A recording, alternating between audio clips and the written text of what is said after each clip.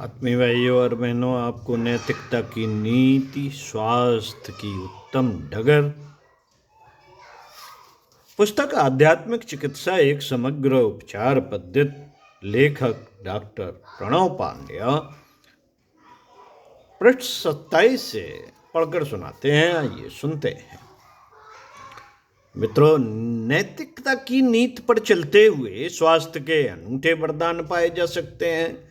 इसकी अवहेलना जिंदगी में सदैव रोग, शोक, पीड़ा, पतन के अनेकों उपद्रव खड़े करती है। अनैतिक आचरण से बेतहाशा प्राण ऊर्जा की बर्बादी होती है। साथ ही वैचारिक एवं भावनात्मक स्तर पर अनगिनत ग्रंथियां जन्म लेती हैं। इसके चलते शारीरिक स्वास्थ्य के साथ चिंतन, चरित्र एवं व्यवहार का सारा थाना बाना गड़बड़ा जाता है। आधुनिकता, स्वच्छंदता एवं उन्मुक्तता के नाम पर इन दिनों नैतिक वर्जनाओं व मर्यादाओं पर ढेरों सवालिया निशान लगाए जा रहे हैं। उसे पुरातन ढंग कहकर अस्वीकारा जा रहा है। नई पीढ़ी इसे रूढ़िवाद कहकर दरकिनार करती चली जा रही है। ऐसा होने और किए जाने के दूषित दुष्परिणाम आज किसी से छिपे नहीं है। हालांकि नई पीढ़ी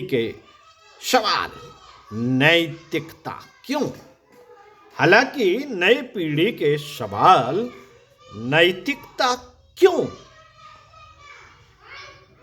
की अनदेखी नहीं की जानी चाहिए। इसका उपयुक्त जवाब देते हुए उन्हें इसके वैज्ञानिक एवं आध्यात्मिक प्रभावों का बोध कराया जाना चाहिए। प्रश्न कभी भी गलत नहीं होते। गलत होती है प्रश्नों की अवहेलना व उपेक्षा। इनके उत्तर न ढूंढ पाने के किसी भी कारण को वाजिब नहीं ठहराया जा सकता। ध्यान रहे, प्रत्येक युग अपने सवालों के हल मांगता है। नई पीढ़ी अपने प्रश्नों के ताजगी भरे समाधान चाहती है। नैतिकता क्यों यह युग प्रश्न है। इस प्रश्न के माध्यम से नई पीढ़ी ने नए समाधान की मांग की है। इसे परंपरा की दुहाई देकर टाला नहीं जा सकता। ऐसा करने से नैतिकता की नीति उपेक्षित होगी और इससे होने वाली हानियां बढ़ती जाएंगी। इस ऊर्ध्वगमन हेतु एवं ऊर्ध्वगमन हेतु साथियों, नैतिकता क्यों, इस प्रश्न का सही उत्तर है ऊर्जा के संरक्षण एवं ऊर्ध्वगमन हेतु। ऊर्जा के संरक्षण एवं ऊर्ध्वगमन हेतु इस प्रक्रिया में शारीरिक एवं मानसिक स्वास्थ्य के सभी रहस्य समाये हैं। अनैतिक आचरण से प्राण ऊर्जा के अपव्यय की बात सर्वविदित है। हो भी क्यों नहीं, अनैतिकता से एक ही बात ध्वनित होती है, इंद्रिय विषयों का अमर्यादित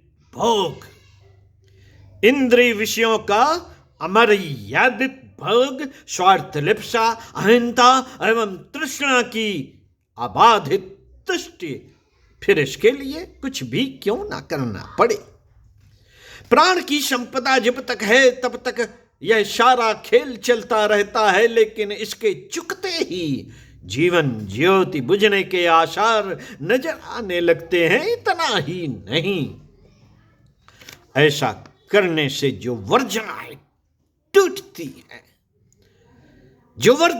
टूटती हैं, मर्यादाएं ध्वस्त होती हैं, उससे अपराध बोध की ग्रंथि पनपे बिना नहीं रहती।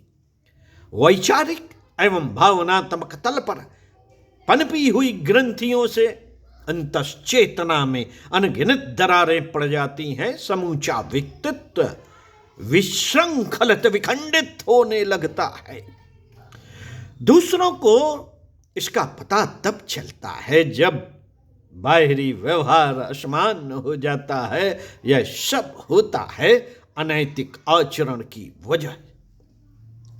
अनैतिक आचरण की वजह से अभी हाल में पश्चिमी दुनिया के एक विश्व की विख्यात मनोवैज्ञानिक रुडोल्फ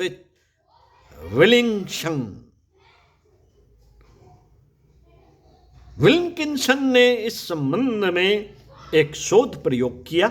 उन्होंने अपने निष्कर्षों को psychological disorders cause and effect नाम से प्रकाशित किया।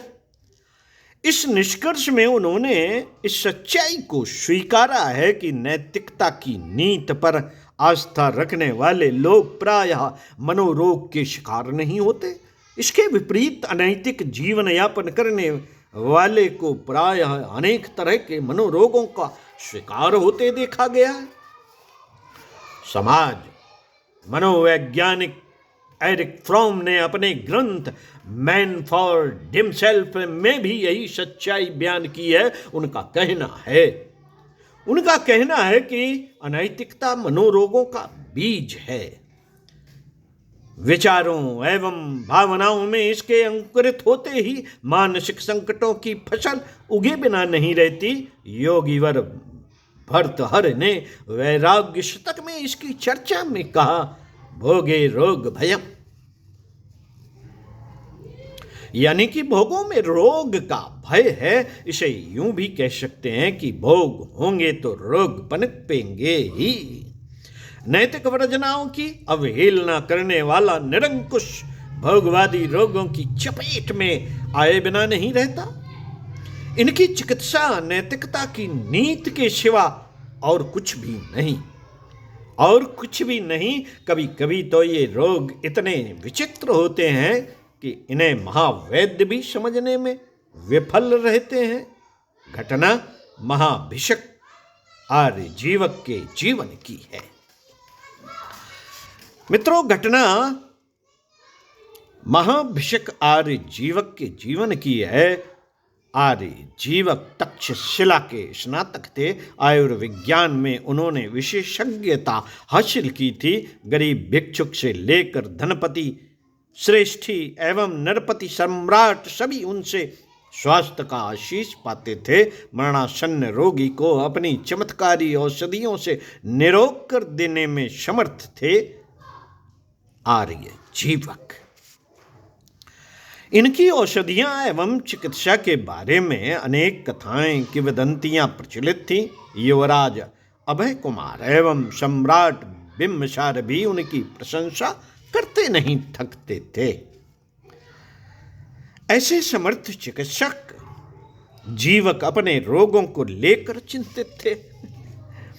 इस रोगी का रोग भी बड़ा विचित्र था। यूं तो वह सभी तरह से स्वस्थ था, पर उसे तकलीफ इतनी थी कि उसकी दाईं आंख नहीं खुलती थी। इस परेशानी को लेकर जीवक अपनी सभी तरह की चिकित्सीय पड़ताल कर चुके थे।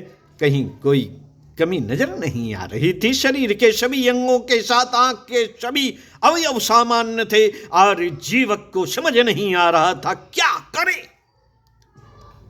हार थक कर उन्होंने अपनी परेशानी महास्थिविर रेवत को कह सुनाई। महास्थिविर रेवत भगवान तथागत के समर्थ शिष्य थे। मानवीय चेतना के सभी रहस्यों को वह भली भांति जानते थे। जीवक की बातों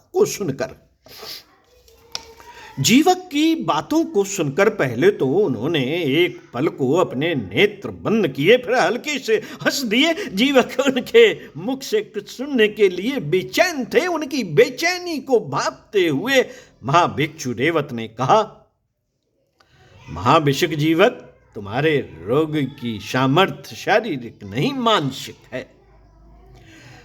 तुम्हारे रोगी की समस्या शारीरिक नहीं मानसिक है। उसने अपने जीवन में नैतिकता की नीति की अवहेलना की है।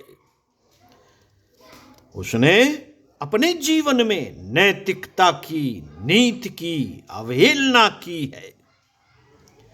इसी वजह से वह मानसिक ग्रंथ का शिकार हो गया है। उसकी मानसिक परेशानी ही इस तरह शारीरिक विसंगत के रूप में प्रत्यक्ष है। इसका समाधान क्या है?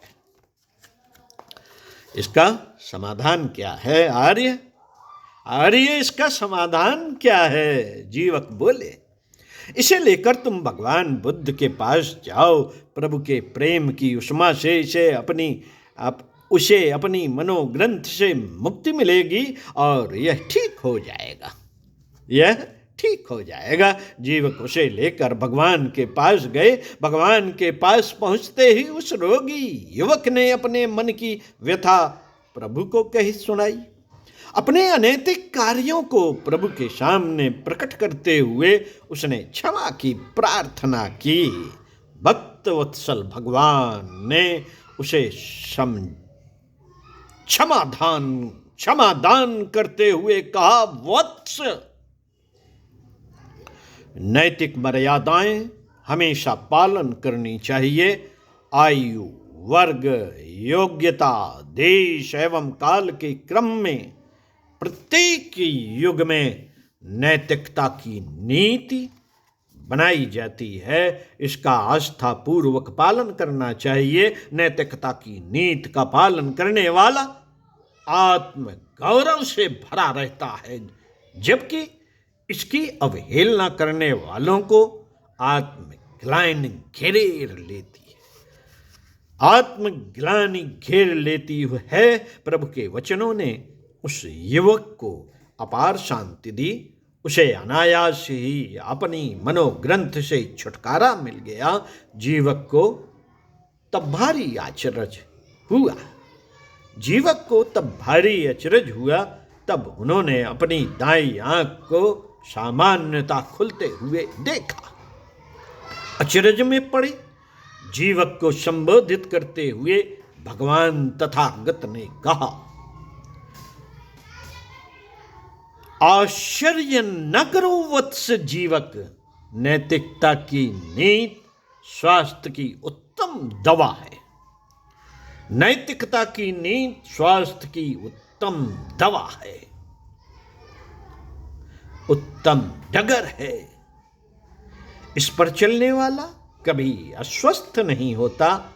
वह स्वाभाविक रूप से शारीरिक एवं मानसिक रूप से स्वस्थ होता है। जो इसे जानते हैं वे कर्मश कौशलम के रहस्य को जानते हैं। ओम शांति। साथियों, इसी क्रम में इसी पुस्तक को आगे बढ़ाते हुए पृष्ठ 32 से पढ़कर सुनाएंगे। कर्म फल के सिद्धांत को समझना भी अनिवार्य। तो साथियों, पढ़ते रहिए कुछ अच्छा और सुनते रहिए हमारे वीडियोस को। ओम शांति।